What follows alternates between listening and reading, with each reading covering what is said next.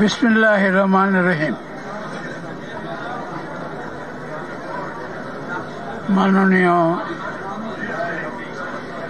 প্রধান অতিথি, উপস্থিত বিএনপি নেতৃবৃন্দ, উপস্থিত শ্রোতাবৃন্দ, সবাই আপনারা আমার সালাম জানবেন। আজকে এই বইটি উদ্বোধন করার জন্য আমাকে এই সভায় প্রিসাইড করতে বলা হয়েছে, কিন্তু বইটা আমি পেয়েছি পরশুদিন সন্ধ্যায়। কাজে এটা just to read at a glance, এর বেশি আমার পক্ষে পড়া সম্ভব হয়নি, কিন্তু সবটাই পড়েছি। লেখক বহু কষ্ট করে চতুর্দিক থেকে সংবাদ জোগাড় করে what is president Zia, what is madam Khaleda Zia, what is Tarique Rahman, এই তিনজনের ব্যাপারে এই বইটাতে উনি যে লিপিবদ্ধ করে গেছেন তাতে আমি অত্যন্ত আকৃষ্ট হয়েছি। মাহফুজুর রহমান সাহেব এখন নেই আমাদের ভিতরে। উনি প্রেসিডেন্ট জিয়াউর রহমান সম্বন্ধে ডিটেল লিখেছেন। Nothing is left out. He has written so well in English. Mahfuzur Rahman madam Khaleda Zia সম্বন্ধেও লিখেছেন excellent.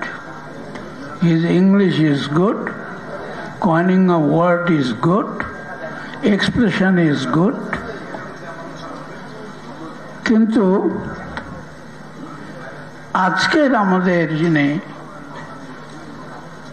ভাইস চেয়ারম্যান, ওনার সম্বন্ধে ওনার লেখার সুযোগ হয়নি। হয়তো বেঁচে থাকলে উনি ওনার সম্বন্ধে যা লিখতেন ভালো লিখতেন। যেহেতু ওনার সম্বন্ধে এর আগে কেউ ভালোভাবে লিখেছে বলে আমার মনে হয় না, যারা লিখেছে আর্টিকেল লিখেছে। আমাদেরকেও লিখতে বলা হয়েছিল, আর্টিকেল হিসেবে আমরা লিখেছিলাম। এখন এই বইটা পাওয়ার পরে এই যে এত বড় একটা বই, কত পৃষ্ঠা, অনেক পৃষ্ঠা, এই তিনটা এই একদিন এক রাত এই বইটা আমাকে পড়ে আপনাদের সামনে বক্তৃতা করতে আসছি। অনেক সময় লাগবে, কিন্তু আমি নেব না। আমি চুম্বকটা, জাস্ট দি সাবস্টেন্স, ওইটুকু বলবো। Training of president Zia. উনি তারেক রহমানকে ভালো রকম করে কোনো রকম ট্রেনিং দিয়ে যেতে পারেন নাই। যদি উনি বেঁচে থাকতেন তাহলে Tarique Rahman would have been one of the best prime minister of the countries. আজকে প্রেসিডেন্ট জিয়া নেই। প্রেসিডেন্ট জিয়ার হাত ধরেই বিএনপি প্রতিষ্ঠার আগেই উনি কি কয়েকজনকে সিলেক্ট করে নিয়ে এসেছিলেন। আমি গর্বিত, আমি তাদের ভিতরে একজন। প্রেসিডেন্ট জিয়ার সঙ্গে বহু বৈঠক হয়েছে, কিন্তু যেগুলো সাবস্টেন্সিয়াল বৈঠক, তাতে উনি হেনরি কিসিঞ্জার আওয়ামী লীগ সরকারকে লক্ষ্য করেই বলেছিল, ওকে বাংলাদেশকে টাকা পয়সা দিয়ে হবেটা কি? It is a bottomless basket.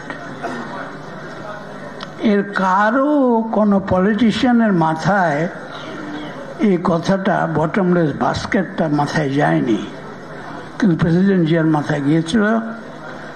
উনি বলেছিলেন Bangladesh is not a bottomless basket and I shall prove it. সে বছরে ইউনাইটেড নেশনসে আমি রিপ্রেজেন্টেটিভ হিসেবে গিয়েছিলেন। তার আগের বছর, তার পরের বছর আমরা সিকিউরিটি কাউন্সিলের ভোটে, এত বড় সিকিউরিটি কাউন্সিল, তাদের ভিটো পাওয়ার সব কিছু ভেদ করে প্রেসিডেন্ট জিয়া অ্যান্ড খাজা কাইসার দুইজন মিলে কিভাবে এতগুলো দেশকে ইউনাইট করে জাপানের মতো একটা ধনী দেশের প্রতিনিধি তাকে হারিয়ে আমরা সিকিউরিটি কাউন্সিলের মেম্বার হলাম। It's no joke. How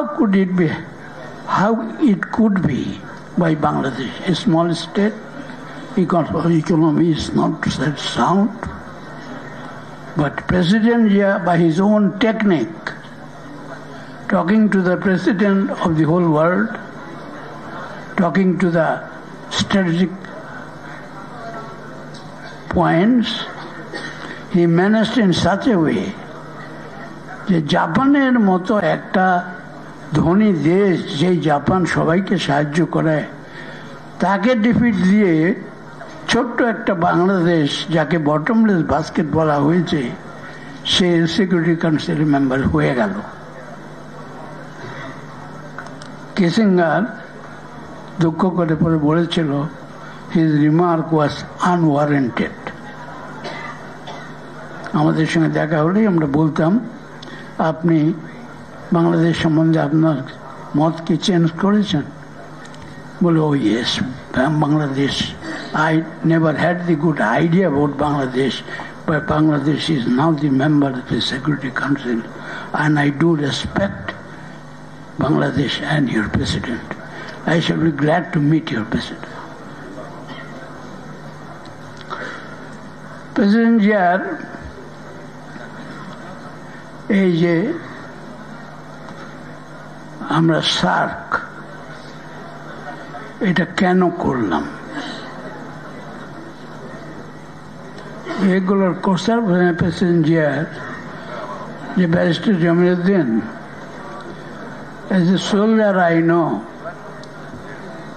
what cannot be conquered by the sword, it can be conquered by amicable discussion.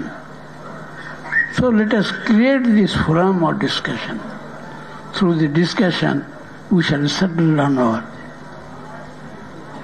differences.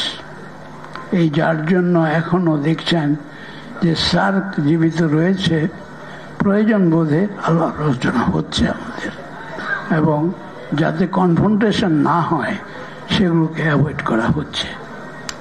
That was the thought of President Zia.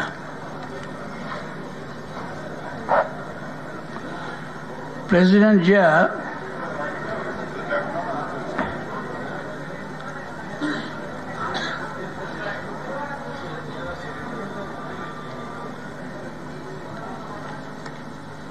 ওনার মুখ্য উদ্দেশ্য যে আমার দেশ বড়, আমি বড়, আমার দেশবাসী বড়।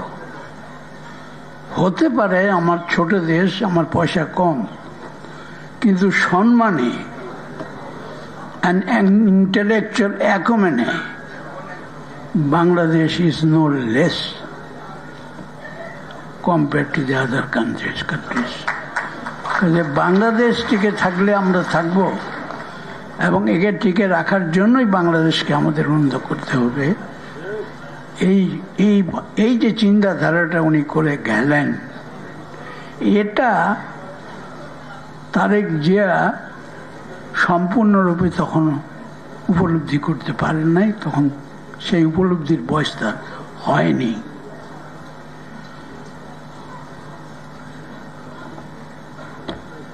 তারপরে ম্যাডাম সাত্তার সাহেব ইলেকশনে জিতলেন, উনি চলে গেলেন, মারা গেলেন।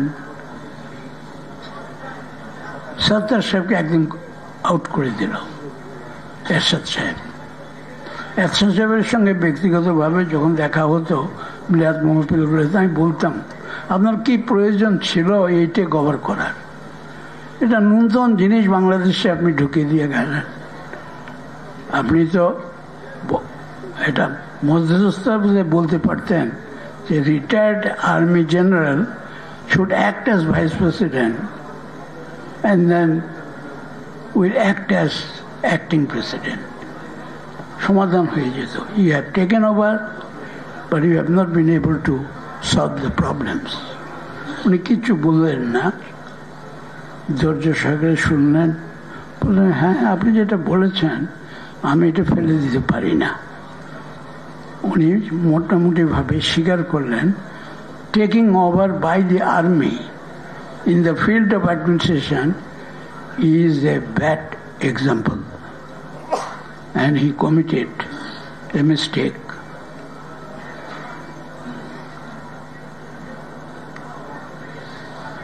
এই বইয়ে সপ্তাহ কিছু কয়েকটা তারেক রহমান শহীদ রাষ্ট্রপতি জিয়াউর রহমান ও প্রধানমন্ত্রী বেগম খালেদা জিয়ার পদাঙ্ক অনুসরণ করেছিলেন। তার বক্তৃতা ও লেখনের মধ্যে তার পিতামাতার দেশপ্রেম ও বাংলাদেশের প্রতি দায়বদ্ধতার প্রতিফলন রয়েছে। এই বইটাতে এটা দেখা আছে। এই গ্রন্থে লেখক বলেছেন এই সত্য বাংলাদেশের মানুষের মনে গেঁথে আছে। তিনি বাংলাদেশের আপোষহীন দেশপ্রেমিক শাসকদের উত্তরাধিকারকে সমুন্নত রেখেছেন। That is the credit of the author of the book. 1981 সালে তারেক রহমান 14 বা 15 বছর বয়সে তার পিতাকে হারান। একদিকে পিতামাতার অনুপস্থিতি সত্ত্বেও তিনি তার পিতার মতো চরিত্র বজায় রেখে শৃঙ্খলাবদ্ধ ও বিনয়ী ব্যক্তি হিসেবে বেড়ে ওঠেন। 1991 বেগম খালেদা জিয়া বাংলাদেশের প্রধানমন্ত্রী হন। তখন তারেক 15 বছরের যুবক ছিল। সেই সময়ে ওনার যে কাজ কতগুলো রয়েছে, he founded the Ziaur Rahman foundation, Shaheed Ziaur Rahman Shishu hospital, social plantation program, poverty alleviation, distributions of blankets during the winter, corona and COVID-19. General Moeen U Ahmed এবং মাসুদুদ্দিন চৌধুরী যারা টেক ওভার করেছিল তাদের সম্বন্ধে এটাতে যা দেখা আছে যে, ঠিক আছে আমি শেষ করছি। Tarique Rahman is an ideal leader as well as peoples leader. এটা পৃষ্ঠা 60 এই বইয়ের দেখা রয়ে গেছে। A leader is one who knows the way, goes the way and shows the way.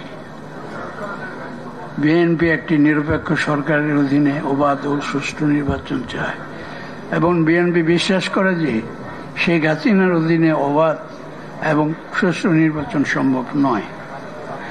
এই বইয়ে ইব্রাহিম লিঙ্কন সম্বন্ধে চিন্তাধারা করে কিছু লেখা হয়েছে, যে পড়লে আপনারা বলবেন যে দেখো চেষ্টা করেছে যে যে মহৎ ব্যক্তিগুলো চলে গেছে তাদের সঙ্গে তুলনা করে এই বইয়ে তারেককে আনা হয়েছে। তারেক রহমান কেন জনপ্রিয়? প্রথমত বাংলাদেশের গত 15 বছরের শাসন ব্যবস্থার নানা অসঙ্গতির মধ্যে অন্যতম প্রধান সংকট ছিল গণতন্ত্রহীনতা। এই যে গণতন্ত্রহীনতা, এই গণতন্ত্রকে আনার জন্যই যে চেষ্টাটা তার, সবাই চলে গেল, কতদিন আর আওয়ামী লীগ থাকবে? এই আওয়ামী লীগের বিরুদ্ধে উনি হাল ধরলেন ম্যাডামের সঙ্গে। ম্যাডাম প্রাইম মিনিস্টার, উনি পার্টি চালাচ্ছেন। And it's no joke that a party like BNP could be controlled by a young man like Tariq Rahman. He correctly led the party. এই বইয়ে ডার্ক এজ অফ জানুয়ারি 7007 এই সম্বন্ধে দেখা হয়েছে। তারেক রহমান শহীদ president Ziaur Rahman Begum Khaleda জিয়ার সন্তান হলে তাদের দুজনের চারিত্রিক বৈশিষ্ট্য দ্বারা তিনি প্রভাবিত। Empowering people. জিয়াউর রহমান তার শাসনকালে রাষ্ট্রের প্রান্তিক জনগোষ্ঠীর জীবন মান উন্নয়নে অনেক অবদান রেখেছেন। বিশেষত তার গ্রামীণ উন্নয়ন ও কৃষিক্ষেত্রে সংস্কার কর্মসূচি বিশেষভাবে উল্লেখযোগ্য। যেমন গ্রাম সরকারের চিন্তাধারা উনি করে যেতে পারেন নাই, কিন্তু চিন্তাধারা রেখে গেছেন।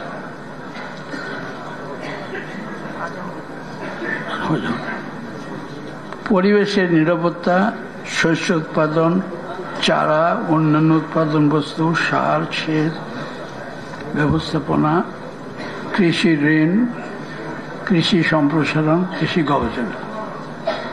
প্রেসিডেন্ট জিয়াউর রহমানের শাসনামলে অনেক ষড়যন্ত্র হয়েছে, এটা এখানে রয়েছে। তারেক রহমান সব দেশ ঘুরেছেন, সেটাও এই বইয়ের ভিতরে লেখা আছে। Tariq Rahman has talked about judiciary, that it should remain independent. He has talked about poverty, that poverty has to be eradicated from the country. He has talked about caretaker government for election. এই caretaker গভর্নমেন্টের যে আইনটা, যখন আমি ল minister ছিলাম আমার পরে ভাগ দেওয়া হয়েছিল, আইনটা ম্যাডামকে করে দিয়েছিলাম। সেই আইন হিসেবেই পরবর্তীকালে ইম্পার্টিশাল ইলেকশনগুলো হয়।